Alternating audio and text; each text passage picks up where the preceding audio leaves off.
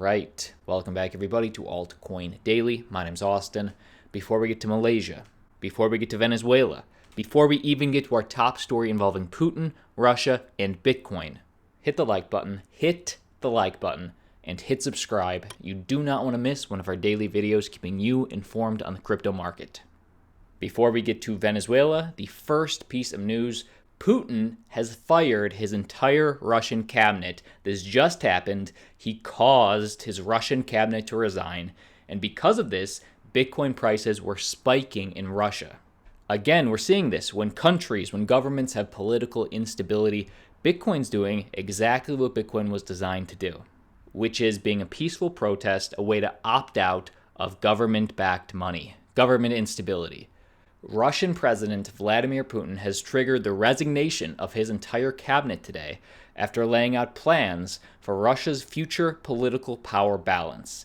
This political change has caused Bitcoin to begin trading at a premium on Russian exchanges. And if you're wondering why has Putin fired his entire cabinet, well, you can guess. Putin is attempting to retain power by enlisting the State Duma as a decision maker. So he's doing this to remain in control. And when he fired his cabinet, the move caused a new wave of political instability, as Russia will have to scramble to assemble a new government. Additionally, Putin has proposed constitutional changes to allow more power to shift to the State Duma. So why is this State Duma shifting? Why is Putin shifting more power towards them? Well, skeptics viewed this move as Putin's bid to extend his 20-year run as both president and prime minister, even after his latest presidential term expires. Through the Duma, so this is why he's flowing power to that Duma. Through the Duma, it would be possible for Putin to keep pulling the strings of power despite not being directly at the helm. Putin's rule has extended over 20 years, longer than some of the most established Russian leaders. Now, could you imagine if Trump did this, for example, to Congress? If Trump fired Congress, not that that is possible, you can bet Bitcoin prices would spike in America, too, but they spiked in Russia for this event. Well, in this case, news of a cabinet crisis was immediately reflected in Bitcoin market prices on one of the more prominent Russian exchanges. Exmo, one of the best-known local markets, traded Bitcoin at a premium with a price of $9,024 per BTC, while overall prices were only around $8,814. So the minute that Putin fired his entire cabinet and the Russian people saw this political instability, those Russian people were willing to pay a premium on Bitcoin as a way to opt out. Give me your thoughts, comment below. Before we get to Malaysia, next piece of news: President Maduro, the president of Venezuela, is now forcing airlines to buy fuel using PETRO cryptocurrency.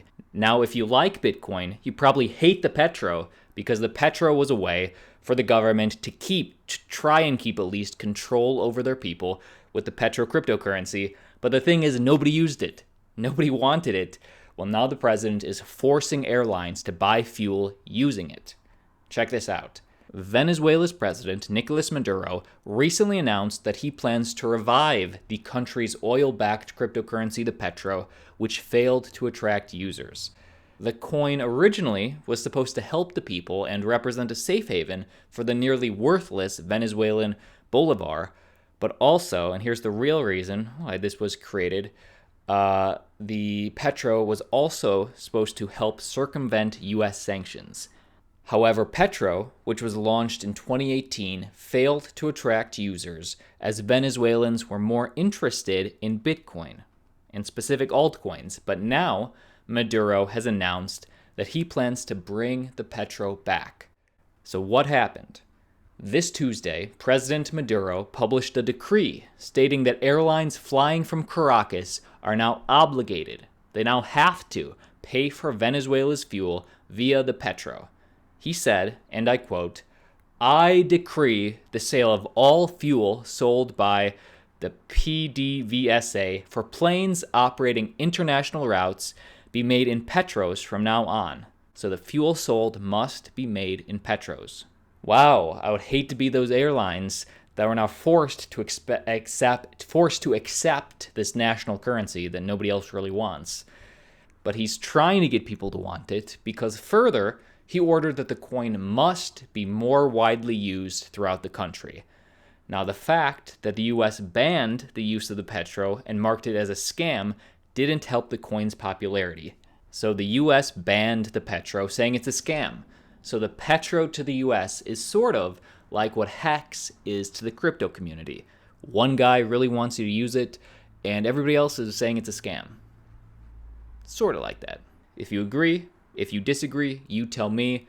But to finish up this piece of news, another one of Maduro's decrees states that the coin, the PETRO, must be used for paying for state document services such as passports. But even with all those decrees, so far, even Venezuelans avoided PETRO as much as possible, as many don't even know how to use it. As for foreigners, the coin is not only banned by the US, but it was also labeled as a scam by numerous risk rating websites. So the battle rages on. Let us not forget that Venezuelans, the people, still have shown that they're open to the idea of cryptocurrencies by using trusted, decentralized coins to battle their hyperinflation. They just don't want the PETRO that's being forced down their throats. You tell me what you think.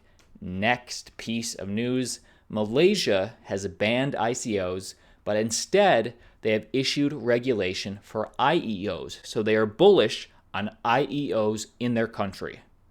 Financial regulators in Malaysia have published guidelines for crypto initial exchange offerings, IEOs.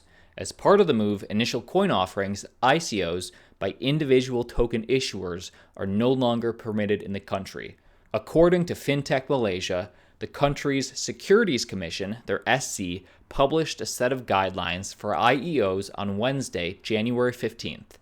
In the new regulatory paradigm, crypto exchanges are now responsible for token sale events. So this flows massive power to the exchanges, but it also flows massive risk to those exchanges as well, because now the exchanges choose what token is right for you.